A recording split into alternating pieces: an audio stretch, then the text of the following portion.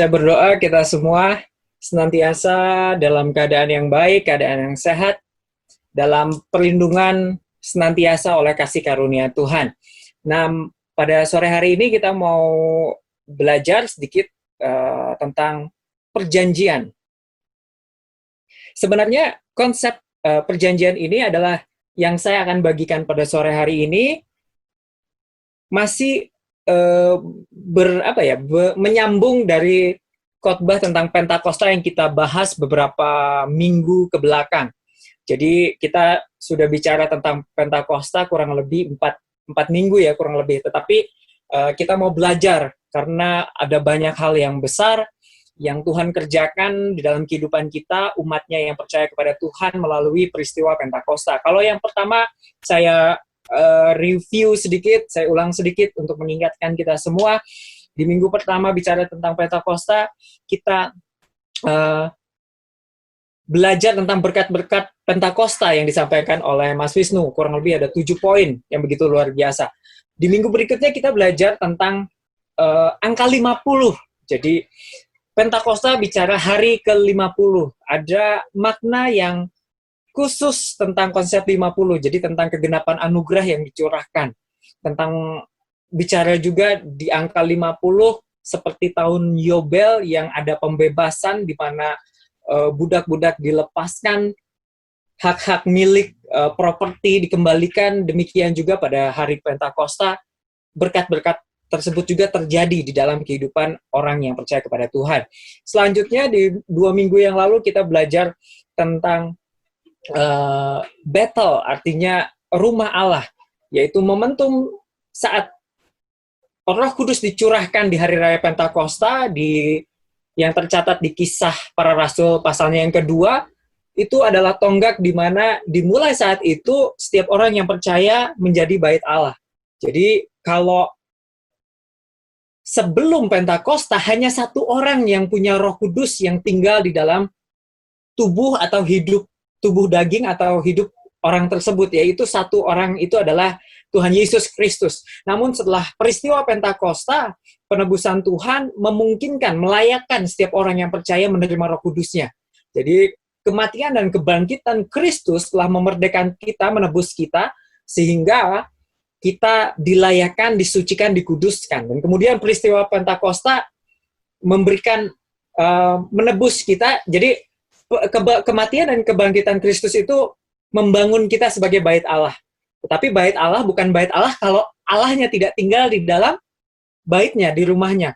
Oleh sebab itu, di peristiwa Pentakosta Tuhan mencurahkan Roh Kudusnya. Sejak momentum itu, Roh Kudus atau Tuhan tinggal di setiap umatnya yang percaya kepada Tuhan Yesus Kristus. Nah, pada sore hari ini kita mau belajar tentang perjanjian, dan kita mau lihat satu ayat sebelum kita mulai.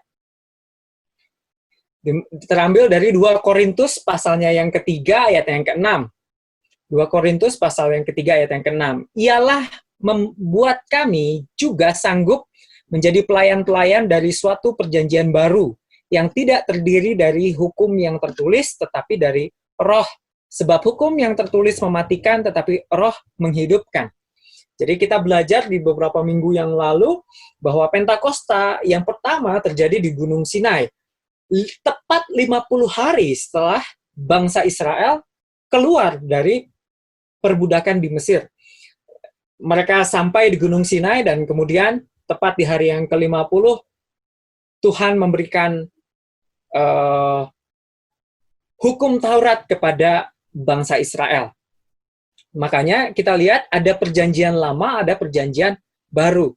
Kalau yang disebut, yang kita baca, yang kita sedang alami, ini yang kita sedang ada saat ini adalah perjanjian baru, maka perjanjian yang lama yang mana?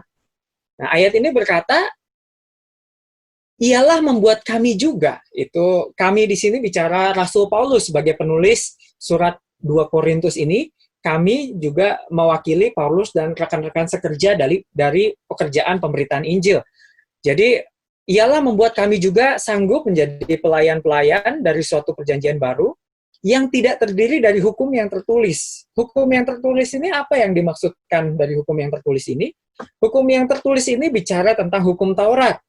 Jadi hukum Taurat itu ditulis atau dibukukan oleh Musa dengan dengan simbol utamanya 10 hukum yang awalnya ditulis oleh Tuhan sendiri, tetapi Musa hancurkan kemudian ditulis ulang oleh Musa. Jadi perjanjian yang lama itu terdiri dari hukum yang tertulis, sedangkan perjanjian baru terdiri dari roh. Ya. Nah, kapan roh itu diberikan? Itu bicara tentang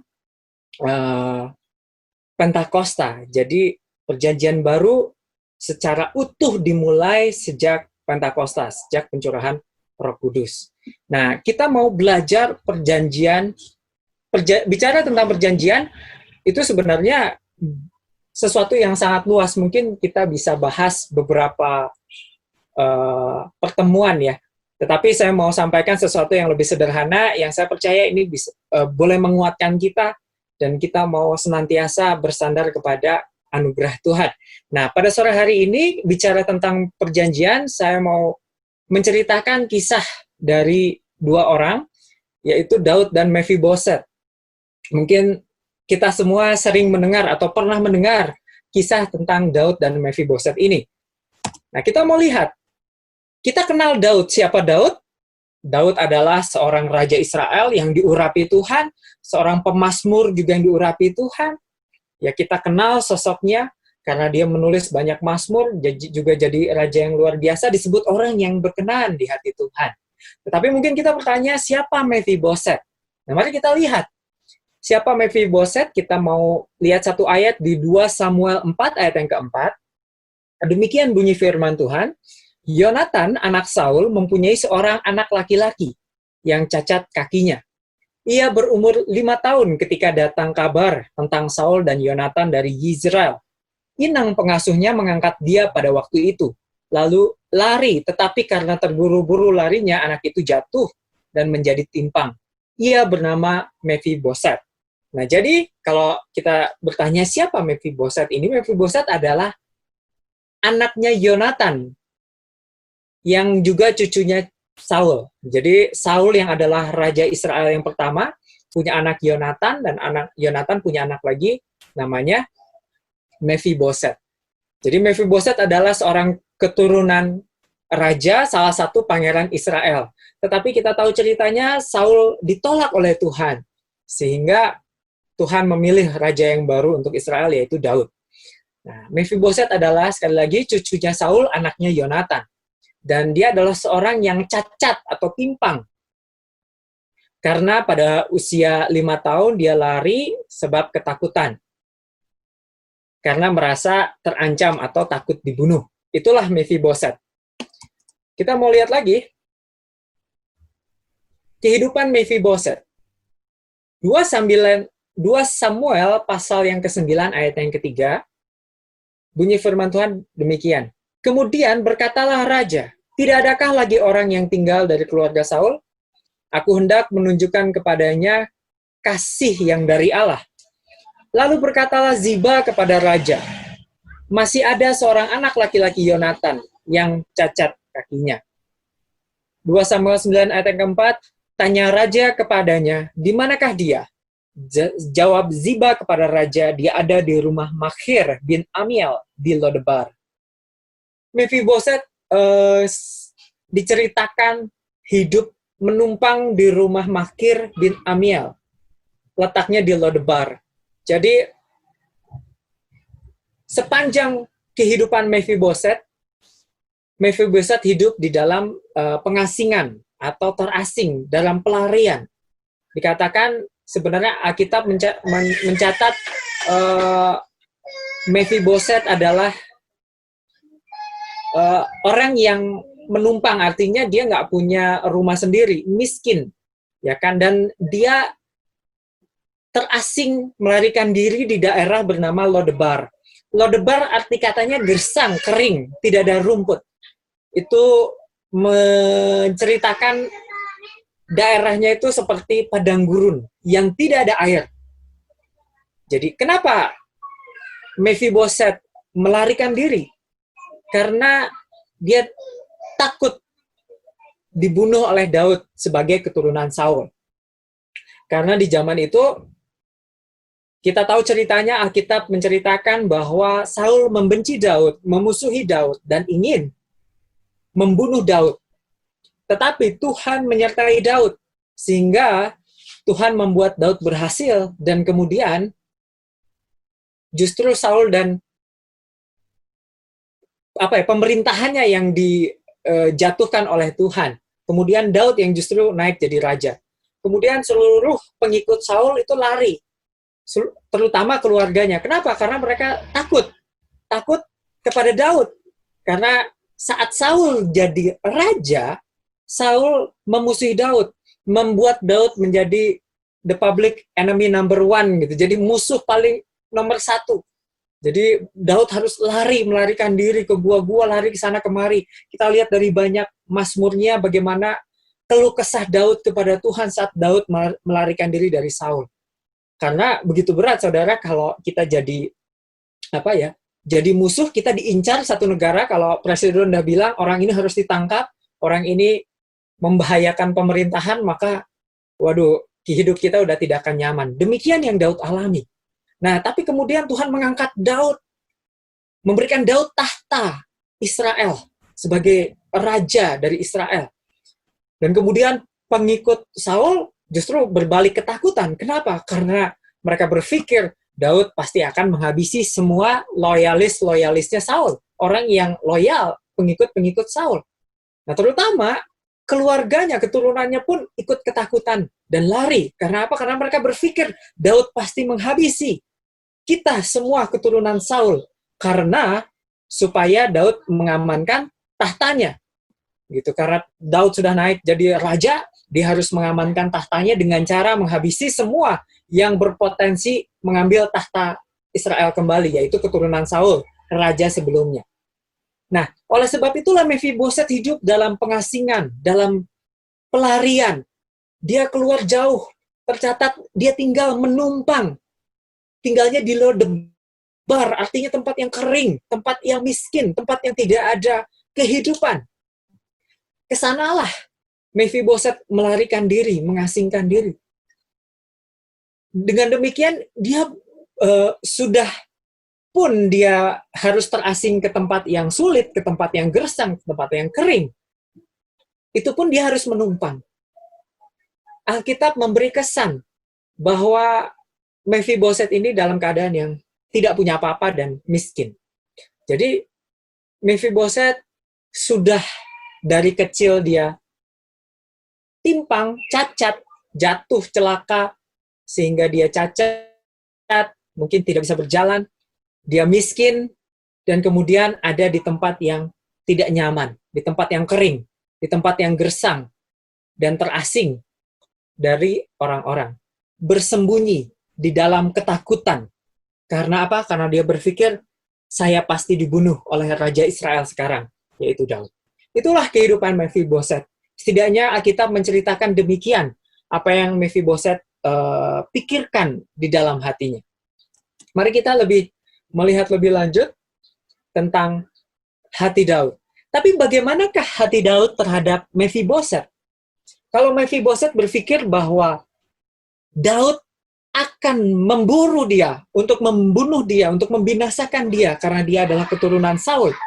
Tetapi bagaimanakah sesungguhnya hati Daud terhadap Mephiboset? 2 Samuel pasalnya yang ke-9, ayatnya yang pertama, berkatalah Daud, masih adakah orang yang tinggal dari keluarga Saul? Maka aku akan menunjukkan kasihku kepadanya oleh karena Yonatan. Kenapa? Nah, kalau Mephiboset itu tinggal di dalam pengasingan, keterasingan, pelarian, hidup di Lodebar, tempat yang kering, di tempat yang gersang, karena berpikir bahwa Daud akan membunuh, mengincar dan memburu Mephiboset, sesungguhnya hati Daud justru sebaliknya. Daud berpikir, masih adakah orang yang tinggal dari keluarga Saul? Benar, Daud mencari keturunan-keturunan Saul, tetapi bukan untuk membunuh, bukan untuk membinasakan, tetapi untuk menunjukkan kasihnya kepada semua keturunan Saul. Kenapa? Karena 1 Samuel ayat yang ke-18, ayat yang ketiga, Yonatan mengikat perjanjian dengan Daud karena ia mengasihi dia seperti dirinya sendiri. Karena Daud dan Yonatan membuat ikatan perjanjian, sehingga Daud ingat akan perjanjian yang ia buat dengan Yonatan, sehingga Daud mau menunjukkan kasih kepada semua keturunan Saul karena perjanjian akan Yonatan. Jadi di saat Mephiboset berpikir bahwa saya ini diburu oleh Daud, justru hati Daud mengatakan sebaliknya.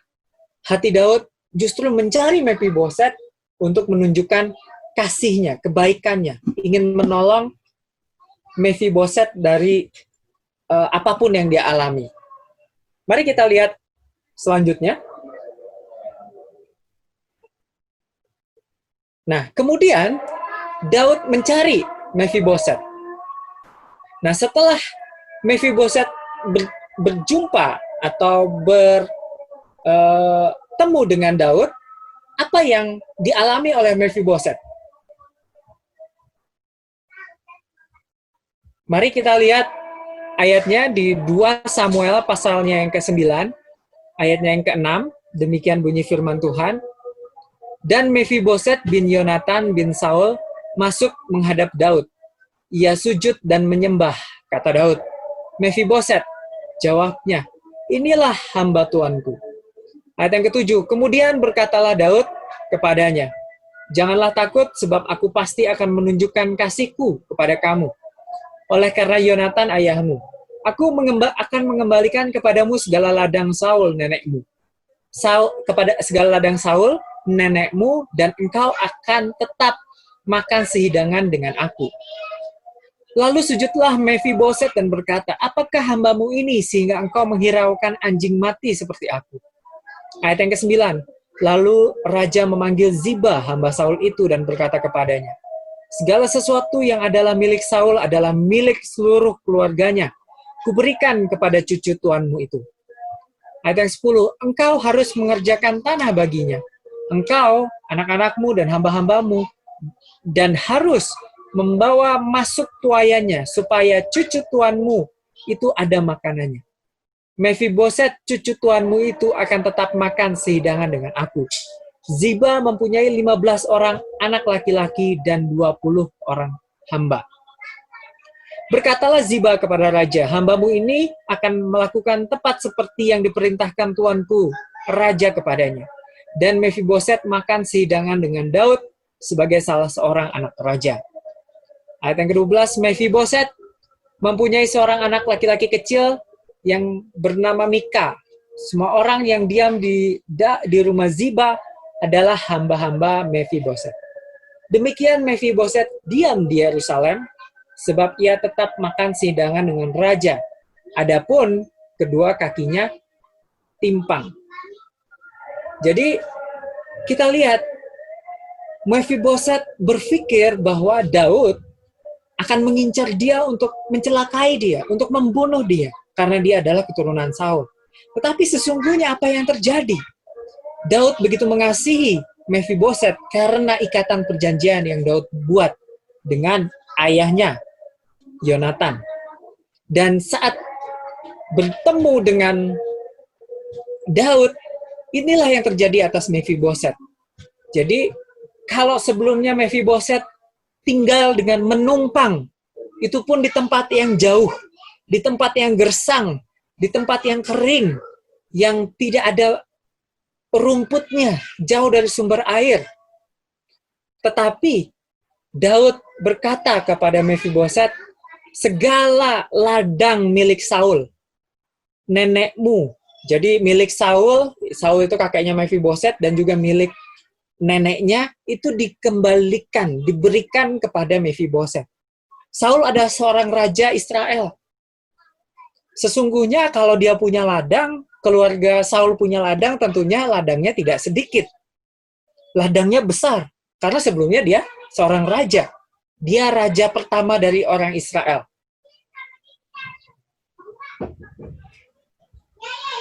Daud memberikan semuanya itu kepada Mephiboset. Sehingga kalau sebelumnya Mephiboset tinggal menumpang, sekarang Daud memberikan semua properti, tanah, ladang yang dimiliki Saul kepada Mephiboset. Apakah cukup demikian? Tidak. Dikatakan lagi, engkau akan tetap makan sehidangan dengan aku. Bukan hanya segala milik dari Mephiboset, milik dari Saul, keluarga Raja Saul sebelumnya ini yang diberikan kepada Mephiboset, tetapi dikatakan engkau akan tetap makan sehidangan dengan aku. Artinya Mephiboset dibawa masuk ke dalam istana, statusnya dipulihkan. Orang yang makan sehidangan dengan raja adalah orang yang masuk keluarga atau inner circle-nya raja. Biasanya hanya keluarga, pangeran-pangeran, anak-anak raja yang makan bersehidangan dengan raja. Mephiboset bukan bagian dari keluarga Daud. Dia walaupun dulu keturunan raja Saul, tapi raja sudah berganti. Tetapi Mephiboset tetap dipulihkan keadaannya, statusnya, bahwa dia adalah sebagai bagian dari keluarga kerajaan. Dengan demikian, Mephiboset bisa makan sehidangan dengan raja. Artinya bukan hanya berkatnya yang dipulihkan, tetapi juga otoritasnya, statusnya dipulihkan juga. Dulu Mephiboset bukan siapa-siapa, tetapi sekarang Mephiboset adalah bagian dari kerajaan Daud. Dia makan sidangan dengan raja, dia dipulihkan statusnya sebagai pangeran. Itu jadi sebagai keluarga kerajaan. Nah, kemudian ada satu hal yang menarik dari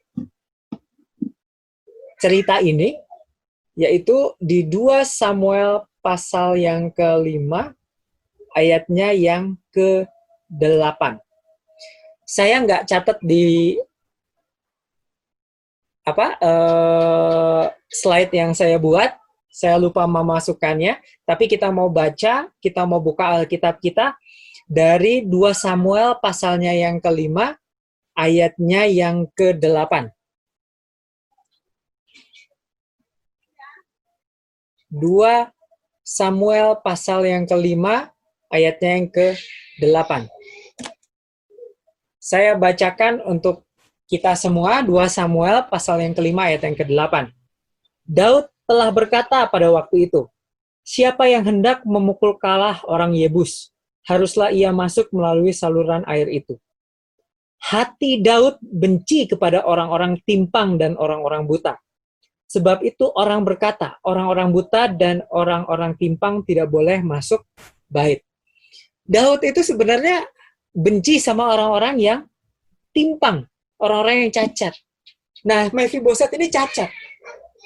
Sebenarnya Daud nggak suka, tetapi karena perjanjian yang Daud bangun, Daud ikat dengan Yonatan,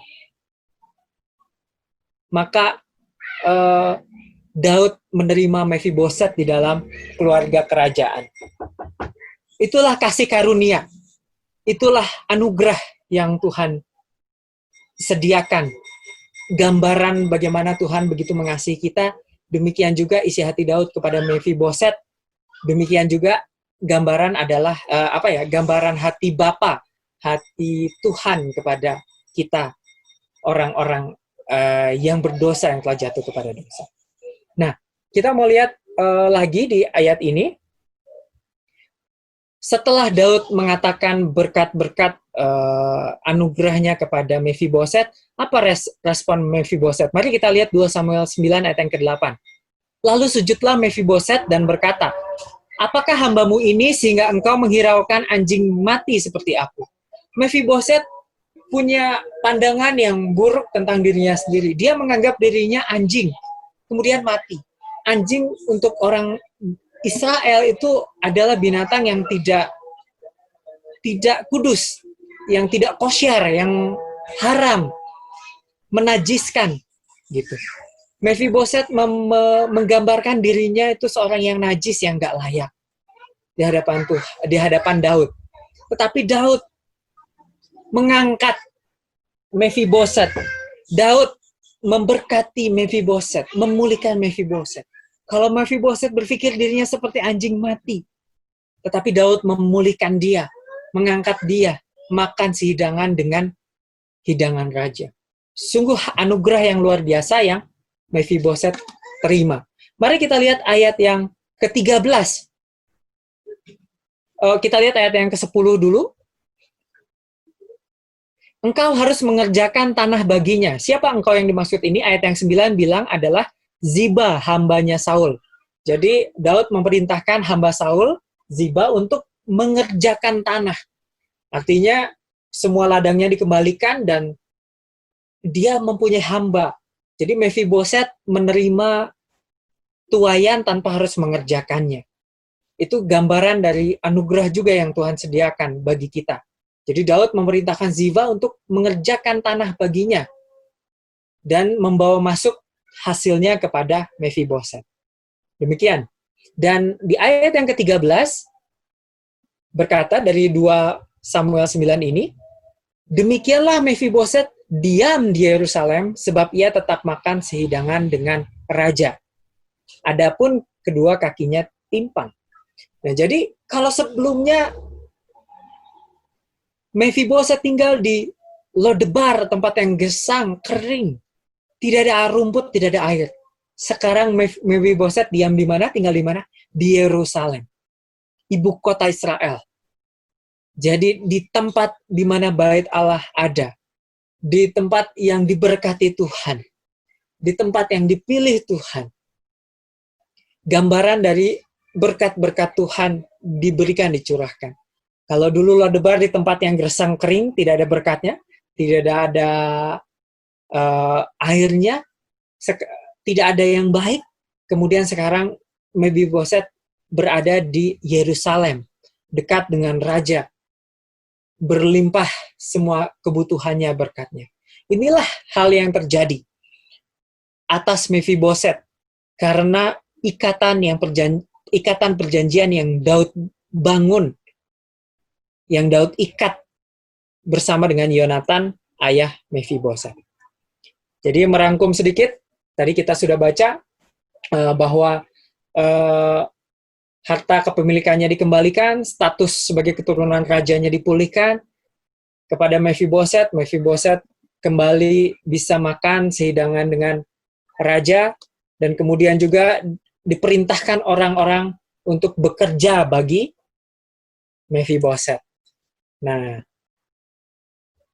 Mephiboset adalah gambaran dari manusia, ya kan? Dari kita, umat yang dipilih Tuhan, dibentuk Tuhan. Kita lihat ini ada beberapa poin, saya buat sedikit perbandingan kolom. Jadi yang saya lupa kasih keterangan, di kolom yang kiri ini bicara Mephiboset, di yang kanan ini bicara manusia. Kita sebagai umat Tuhan, atau seluruh manusia, gambaran manusia secara umum. Jadi Mephiboset adalah keturunan raja. Ya, dia itu punya keturunan raja, otoritas raja. Nah, kita sebagai manusia, kita juga diciptakan serupa dan segambar dengan Tuhan. Jadi kalau Tuhan itu kalau Mephiboset itu adalah keturunan raja, kita juga diciptakan serupa dan segambar dengan raja segala raja. Itulah gambaran awal manusia. Kita lihat di Kejadian bahwa Tuhan menciptakan manusia, kemudian memberkati manusia, dan berkata, berkuasalah engkau, kuasailah semua binatang-binatang, ya kan? Kuasailah bumi. Jadi manusia diciptakan dengan otoritas raja. Allah Bapa kita adalah raja segala raja. Dan Tuhan menciptakan manusia, dan kita punya berkat raja itu diberikan kepada kita. Makanya kita lihat di Kejadian yang tadi kan kita diberikan kuasa untuk memerintah, untuk berkuasa menguasai bumi. Adam diberi kuasa untuk mengerjakan, menguasai Taman Eden. Ya, tetapi karena dosa, ya kan, Saul karena dosa manusia jatuh dan kehilangan semuanya itu. Ya kan? Karena dosa siapa? Karena dosa Adam. Mephiboset lari karena Saul ditolak Tuhan. Kita juga terusir dari Tuhan karena Adam terusir juga dari Taman Eden. Karena Adam jatuh ke dalam dosa, seluruh manusia jatuh ke dalam dosa. Saat Saul ditolak Tuhan, tidak berkenan kepada Tuhan, jahat di mata Tuhan, maka keturunan Saul juga tertolak di hadapan Tuhan. Ini gambaran yang sama. Mephiboset adalah gambaran kita. Ya kan? Saul jadi pelarian. Karena Saul, Mephiboset jadi pelarian. Dia miskin, tinggal di tanah yang gesang. Apa namanya tadi? Lodebar. Ya kan? Demikian juga kita. Karena dosa, karena Adam, kita terusir dari hadirat Tuhan. Ya kan? Kemudian Kejadian 3 ayat yang ke-17 sampai yang ke-19 dikatakan, lalu firman-Nya kepada manusia itu, karena engkau mendengarkan perkataan istrimu dan memakan buah dari pohon yang telah kuperintahkan kepadamu, jangan makan daripadanya, maka terkutuklah tanah karena engkau. Dengan bersusah payah engkau akan mencari rezekimu dari tanah seumur hidupmu. Kalau lodebar itu gambaran dari tanah yang gersang, tanah yang kering. Tanah yang gersang, tanah yang kering, yang tidak ada rumput, yang susah airnya, itu kan susah ditanami, susah diusahakan. Nah demikianlah itu yang terjadi atas manusia, atas kita, saat manusia jatuh ke dalam dosa. Kejadian 3:17 berkata, karena engkau mengernakan perkataan istrimu, ya kan? Jangan makan daripadanya, maka terkutuklah tanah karena engkau. Dengan bersusah payah engkau akan mencari rezekimu dari tanah seumur hidupmu. Kenapa susah? Karena tanah yang didiami setelah dosa adalah seperti tanah yang gersang, tanah yang kering. Ayat yang ke-18, semak duri dan rumput duri yang akan dihasilkannya bagimu, dan tumbuh-tumbuhan di padang akan menjadi makananmu. Dengan berpeluh engkau akan mencari makananmu, sampai engkau kembali lagi menjadi tanah. Karena dari situlah engkau diambil, sebab engkau debu, dan engkau akan menjadi debu. Dengan berpeluh, peluh itu keringat, artinya dengan susah payah. Ini gambaran kehidupan di Lodebar, seperti yang dialami Mephiboset. Demikian, sekali lagi ini gambaran dari kita, umat manusia. Kita seperti Mephiboset, yang miskin, terasing daripada Tuhan. Kita ada di tanah yang gersang, karena dosa, dengan susah payah kita mencari rezeki, demikian kata firman Tuhan. Nah, tapi hal yang sama juga, mari kita lihat 2 Samuel 9 ayat yang pertama. Kita turun lagi ke kolom bawahnya. Berkatalah Daud, masih adakah orang yang tinggal dari keluarga Saul? Maka aku akan menunjukkan kasihku kepadanya oleh karena Yonatan. Tapi walaupun demikian, Mephiboset tinggal di pelarian di tanah yang gersang, tetapi Daud mau menunjukkan kasihnya kepada Mephiboset. Demikian Roma 5 ayat yang ke-8. Akan tetapi Allah menunjukkan kasihnya kepada kita oleh karena Kristus telah mati untuk kita ketika kita masih berdosa. Daud menunjukkan kasihnya kepada Mephiboset. Demikian juga Tuhan menunjukkan kasihnya kepada kita. Kita mungkin berpikir kita orang yang berdosa. Kita jahat di mata Tuhan. Saya nggak mau datang sama Tuhan, karena kalau saya datang sama Tuhan, Tuhan pasti akan menghukum saya.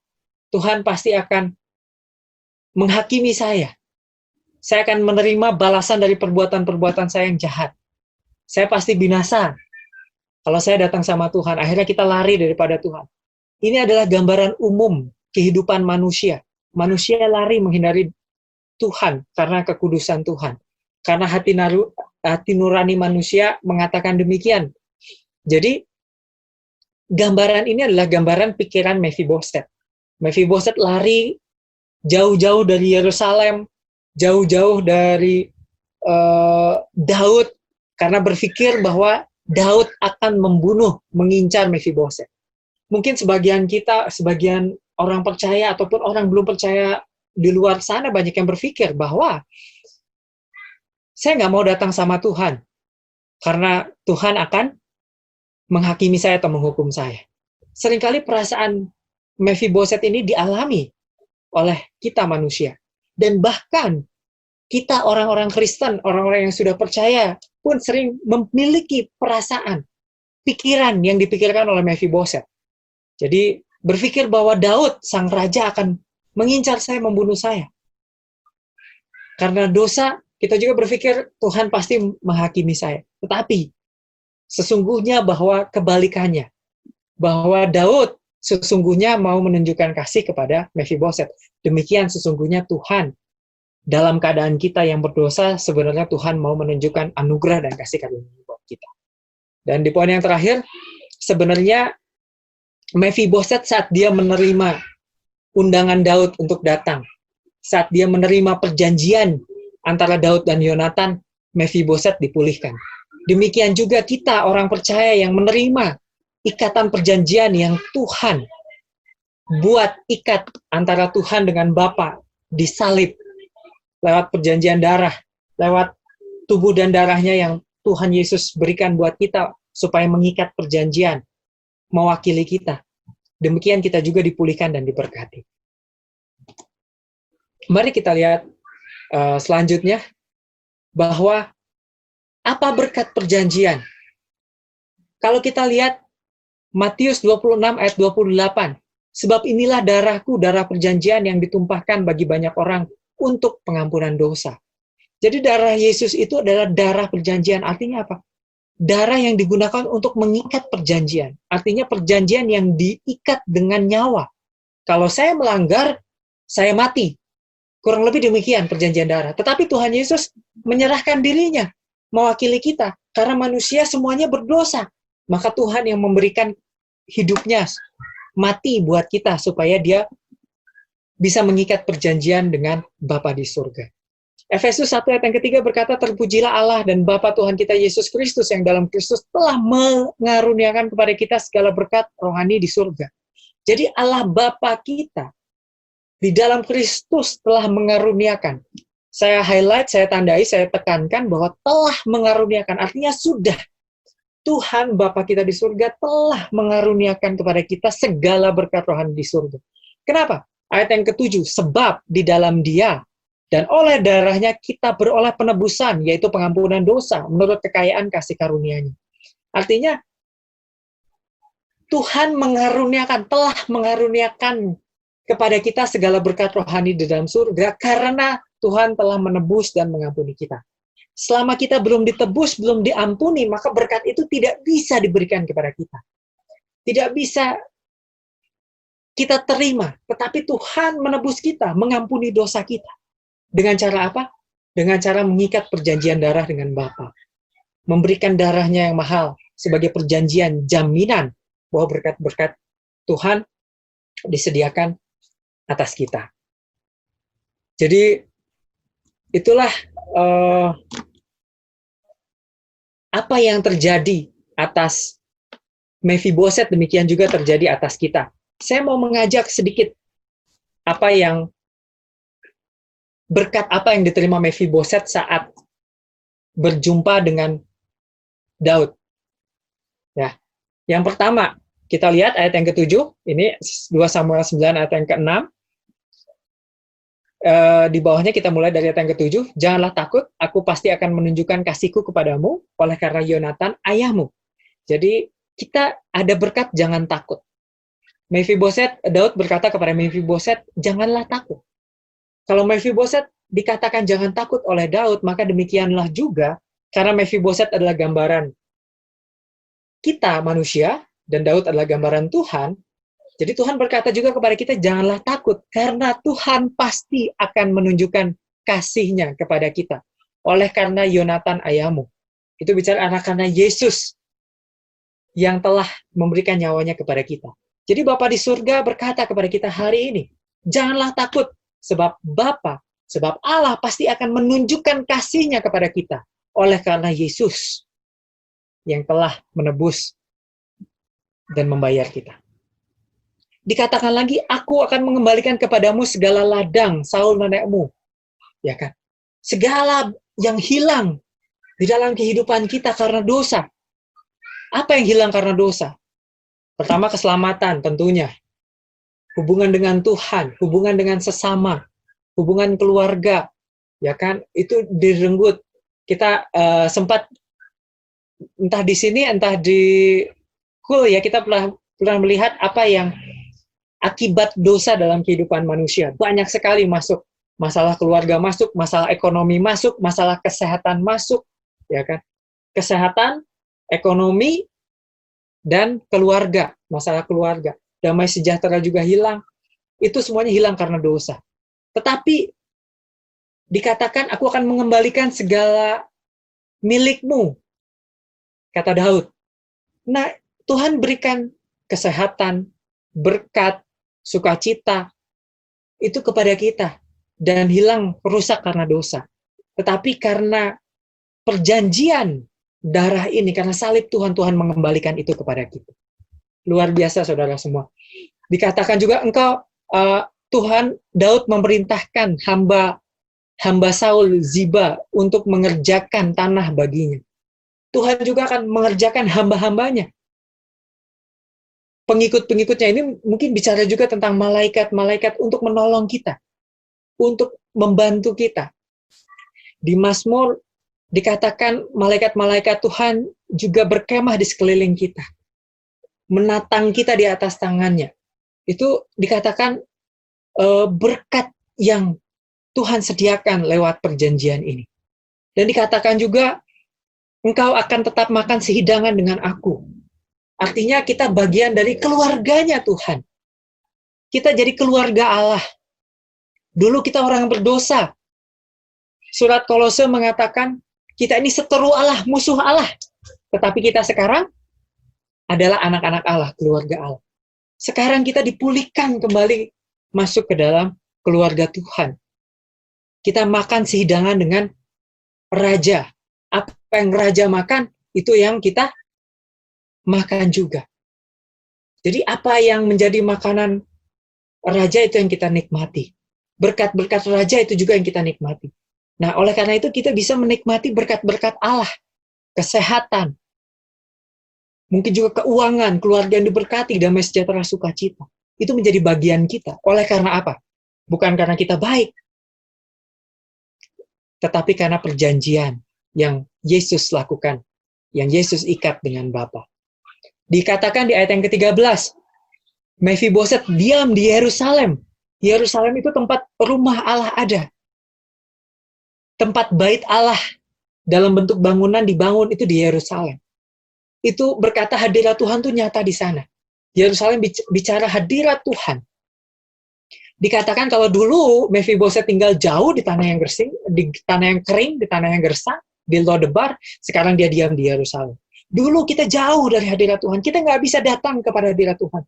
Saat kita berdosa, kita mati saat kita mendekat kepada kekudusan Tuhan, kepada hadirat Tuhan.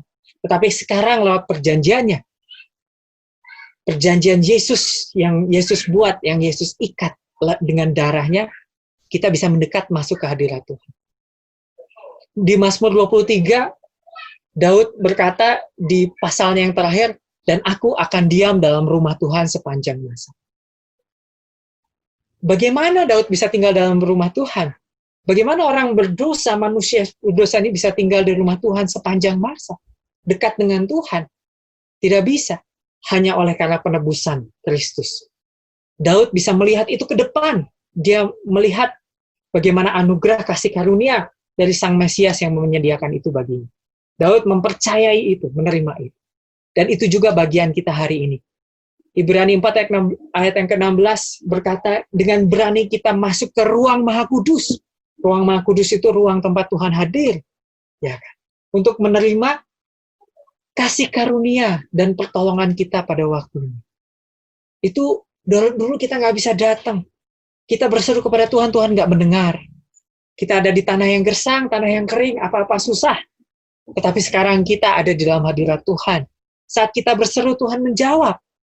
Saat kita mencari, kita mendapatkan. Tuhan ada. Bahkan Tuhan tinggal dalam hidup kita.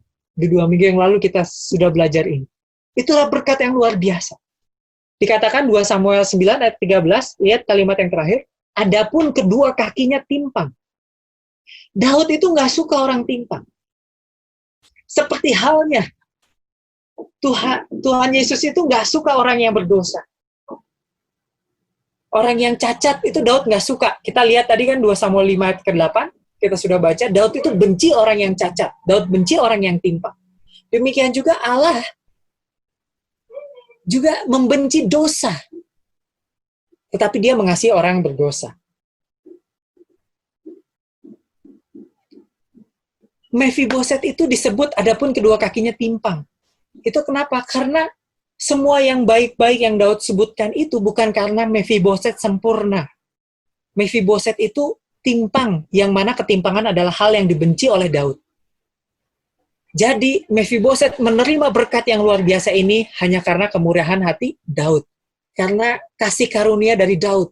Karena Daud mengikat perjanjian dengan ayahnya Mephiboset, dengan Yonatan. Nah, demikian juga kita hari ini. Segala berkat yang kita terima hari ini, segala anugerah yang kita terima hari ini, bukan karena kita baik. Sesungguhnya kita timpang, kita cacat, kita nggak layak, kita tidak disenangi oleh Tuhan.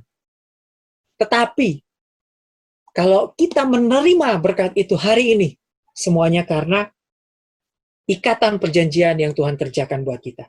Karena darahnya yang dicurahkan untuk menebus kita, membayar kita. Semuanya karena Tuhan Yesus yang mengerjakannya bagi kita. Jadi, Mephiboset lari dari Daud ke Lodebar karena mengira Daud akan memburu dan membunuhnya. Mephiboset takut karena mendengar kabar yang salah. Mephiboset lari harus tinggal di tempat yang susah itu karena dia mendengar kabar yang salah. Kabar Daud akan membunuhnya.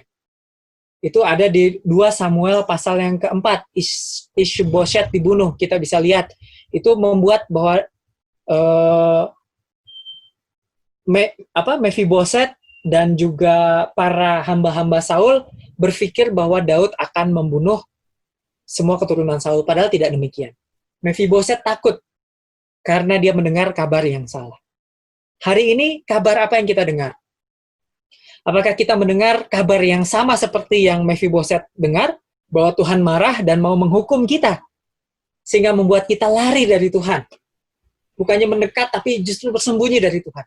Atau kita hari ini mendengar kabar baik, Injil bahwa Yesus telah membuat perjanjian dengan Bapa di surga, supaya kita diampuni, diberkati, dipulihkan. Hari ini, saudara semua, kita diingatkan kembali. Mari kita mendengar Injil, bahwa Tuhan Yesus telah mati menebus kita. Kita dulu sama seperti Mephiboset yang cacat, timpang, miskin, tinggal di tempat yang jauh, tidak punya apa-apa menumpang. Tetapi sekarang, kita dipulihkan, diberkati, diangkat kembali menjadi bagian dari kerajaan, menerima semua kepemilikan kita, tinggal dekat dengan Raja, karena ikatan perjanjian.